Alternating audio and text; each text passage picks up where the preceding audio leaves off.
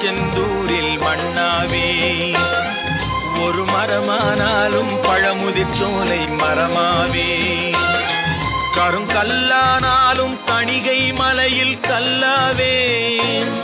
கருங்கல்லானாலும் தணிகை மலையில் கல்லாவே.